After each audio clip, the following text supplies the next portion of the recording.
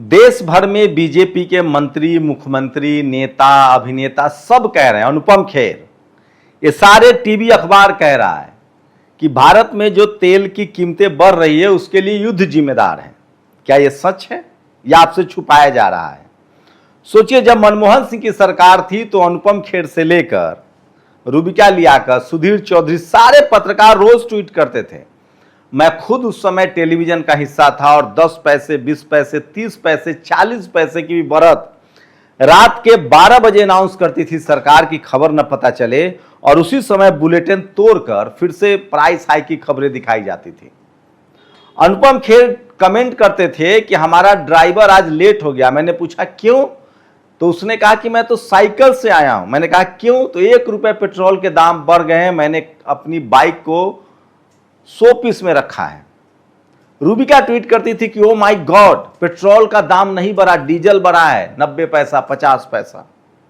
अमिताभ बच्चन, मुझे तो तेल के लिए अब लोन लेना पड़ेगा ईएमआई पर।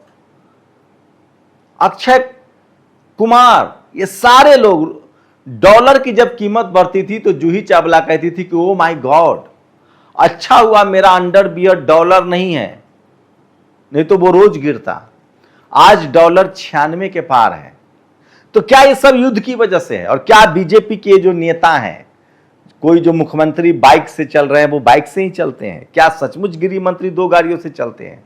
क्या सचमुच हेमा मालिनी अब बैटरी रिक्शा से चलेंगी? यह सवाल है। आज राहुल गांधी ने इसका जवाब दिया, कहा कि सब कोई जाएगा, इस सब नपेंगे, middle class, upper middle class, गरीब का तो कोई नाम लेने वाला नहीं रहेगा। बस 4-5 धन्ना सेठ बच जाएंगे और जो सरकार में सत्ता में है वो बचे रहेंगे।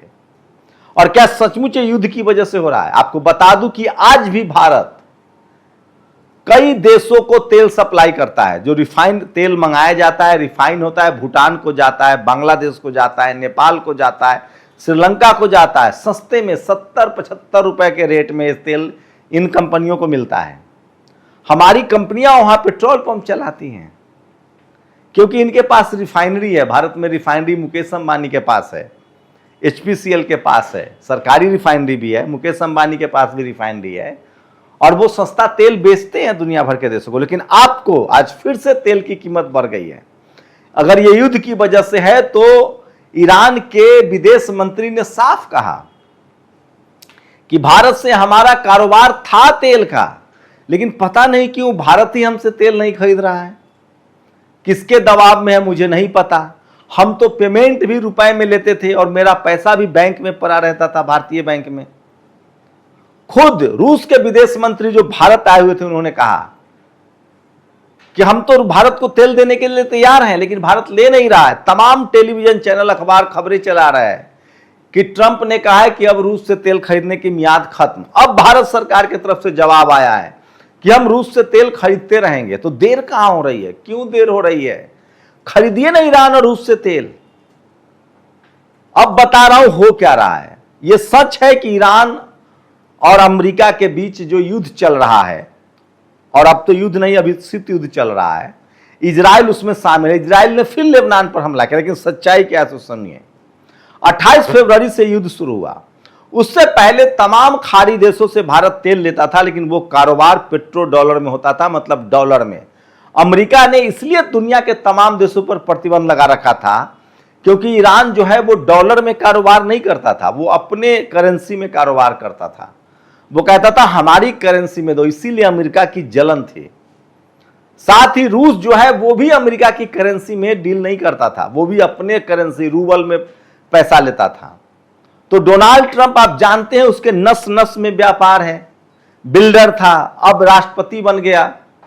उसने भारत पर 18% अभी भी टैरिफ है, जो पहले 6% और 3% होता था। एक समय तो भारत पर 80% टैरिफ लगा दिया था इसी अमेरिका ने।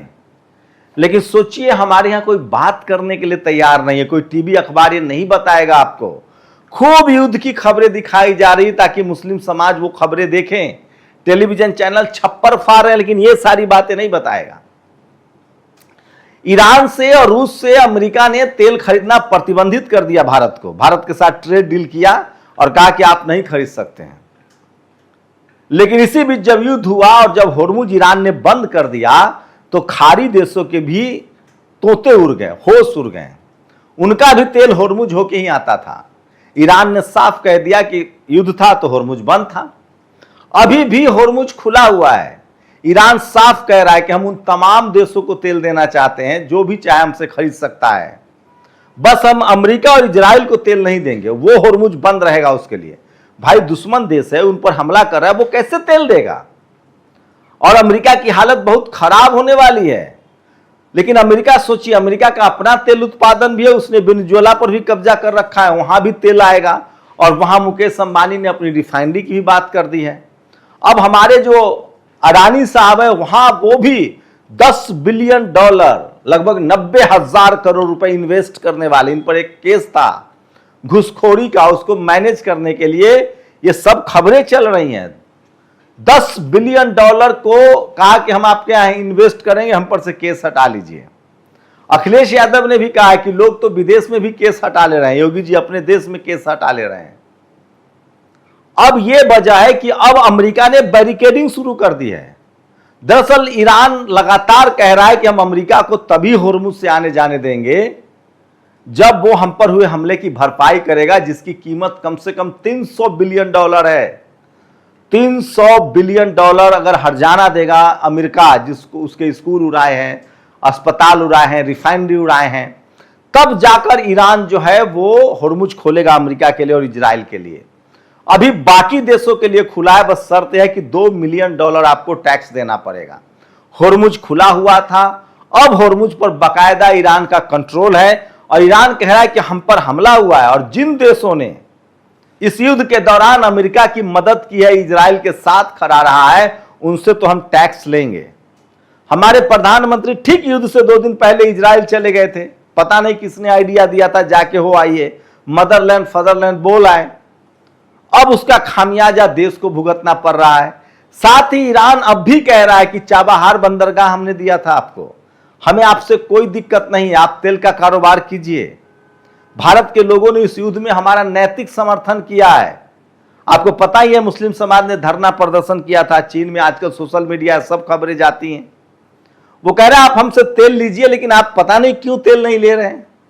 रूस तेल देने के लिए तैयार है, ईरान तेल, सोचिए रूस बीच में, रूस खफा क्यों हुआ?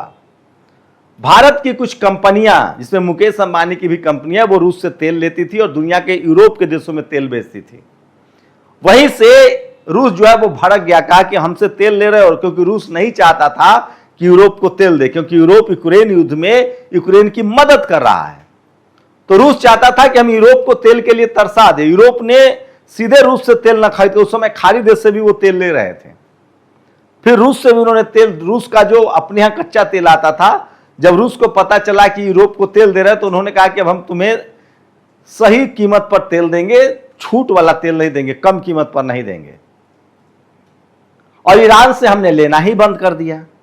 बाद में जब ट्रेड डील हो गया, अमेरिका ने हम पर आरे कनपट्टी पर गन रखकर ट्रेड डील करवाया, तब हुआ कि आप तेल नहीं खरीद सकते। आज भी होर्मुज खुला है तमाम देशों के लिए, अमेरिका बैरिकेड कर रहा है। अमेरिका कह रहा है कि हमको तेल नहीं तो दुनिया के किसी देश को भी तेल नहीं ले जाने देंगे। और इसीलिए तेल और गैस की कीमत बढ़ रही है, और तेल और गैस की कीमत बढ़ेगी तो सब कुछ महंगा होगा। ब्रेड महंगा हो गया, 5 रुपए ब्रेड की कीमत बढ़ गई। ट्रांसपोर्टेशन महंगा होगा, अब तो आने जाने की दिक्कतें हो रही हैं, पेट्रोल पंप पर तेल नहीं मिल रहे हैं, और ये सब हो रहा है। सोचिए आज भी हालात बदल सकते हैं, बस आपको हिम्मत दिखाने की जरूरत है और अमेरिका के आंख में आंख डालकर बात करने की जरूरत है कि हम तुम्हारी बात नहीं मानते हैं। सोचिए ईरान ने अमेरिका की औकात तय कर दी है। 10 करोड़ की आबादी वाला ईरान अमेरिका को कह रहा है कि हिम्मत है तो हमला करके देखो। क्यों? क्योंकि उसके पास विज्ञान है, तकनीक है, पढ़ाई है, एजुकेशन है। वहां धर्म के नाम पर नफरत नहीं होते हैं। सोचिए ईरान में जो ईसाई है वो सुरक्षित है। किसी ईसाई को ईरान के लोगों ने नहीं मारा कि ईसाई हम पर हमला कर रहे हैं हम तुमको मारेंगे। यहूदी को नहीं मारा कि हम पर हमला कर रहे हैं इजराइल हम तुमको मारेंगे। वहां पढ़ाई लिखाई है, पीएचडी लेवल की पढ़ाई है, विज्ञान है, तकनीक है। हम पीछे जा रहे हैं। आज एआई का जमाना है, चीन कहां से कहां बढ़ गया। हम फिसड्डी हो रहे हैं, हमें फिर से मध्ययुगीन काल में ले जाया जा रहा है। यहां धर्म, अंधविश्वास और कर्मकांड के धंधे में लोग फल फूल रहे हैं। सोचिए, सच्चाई है। लेकिन मैं फिर कह रहा हूं, अंधविश्वास और कर्मकांड से कुछ हासिल नहीं होगा। आप एक खरीदार देश बन के रह जाएंगे और आपकी इकोनॉमी चौपट हो जाएगी। और इस पर कोई धन्ना सेठ मुसीबत में नहीं आएगा, कोई नेता मुसीबत में नहीं आएगा। ये जो तमाम नेता जो स्टंट कर रहे हैं कि हम मेट्रो में चल रहे हैं, हम हेमा मालिनी बैटरी रिक्शा पर चल रही हैं, कोई बुलेट पर चल रहा है, सब आपको दिखाने के लिए। ये मीडिया मैनेजमेंट है कि प्रधानमंत्री जी का बात का इतना असर है। सच्चाई है कि इन लोगों के पास ये अपने बच्चे को विदेश पढ़ा सकते हैं, ये जब चाहे विदेश शिफ्ट हो सकते हैं। इस देश का दलित, पिछड़ा, किसान, आदिवासी, अल्पसंख्यक सोच ले कि उसकी हालत क्या होने जा रही है। नहीं भरोसा है तो ये तस्वीरें देखिए। उड़ीसा में पीट पीट कर मार दिया गया। हम तस्वीरें नहीं दिखा सकते हैं, हम पर कम्युनिटी गाइडलाइंस आ जाएगा। महाराष्ट्र में लोगों को पीट पीट कर मारा जा रहा है, रेप के आरोपियों को छोड़ा जा रहा है। तो समझिए देश की क्या हालत हो गई है। और जो बोलेगा उसको जेल में डाल दिया जाएगा।